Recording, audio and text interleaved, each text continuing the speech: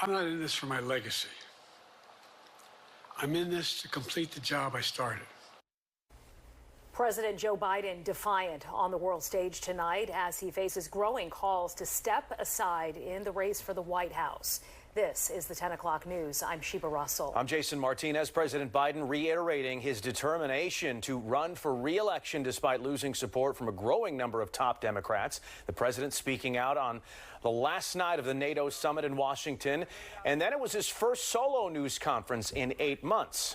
Mr. Biden delivering prepared remarks on NATO for 8 minutes before fielding questions from reporters for almost an hour. He batted away questions about his age and fitness for office while defending his record against his opponent, former President Donald Trump.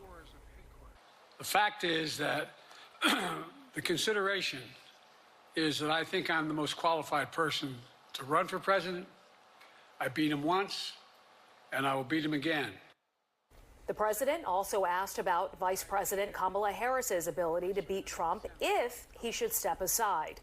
Biden misidentifying the VP as Trump in his response. I wouldn't have picked Vice President Trump to be vice president, but I think she was not qualified to be president. So let's start there. Number one. Well, the president also addressing an earlier mix-up from today when he referred to Ukrainian President Volodymyr Zelensky as President Putin before correcting himself. Ladies and gentlemen, President Putin. President Putin. You're going to beat President Putin. President Zelensky.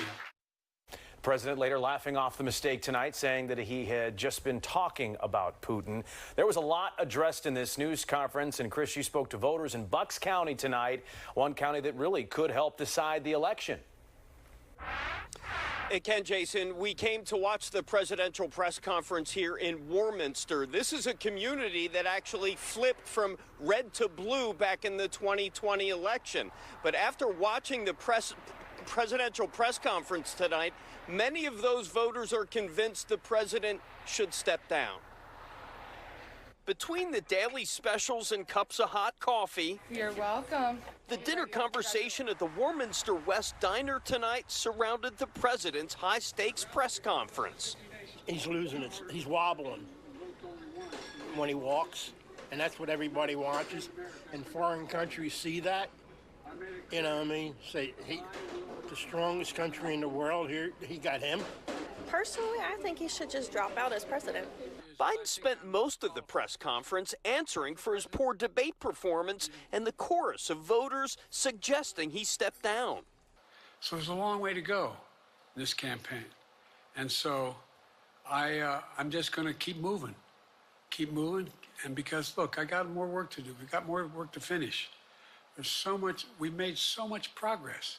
And after watching tonight, voters, both Republicans and Democrats we spoke with, still have deep concerns about Biden's ability to hold office for 4 more years.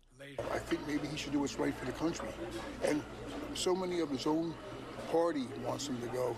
And that's the part that I'm kind of leery about a little. Even a diehard Biden supporter has questions. I'm too upset thinking about it. I think about it every day because I don't know whether it's right if he steps back or what would happen. I definitely am voting for him, so. That's not good for a leader.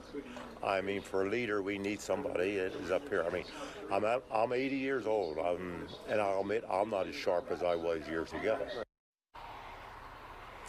And amidst those calls to step down, a longtime Biden supporter and campaign co-chair, Senator Chris Coons from Delaware, posting on social media tonight, no one is more prepared to lead our nation forward than Joe Biden.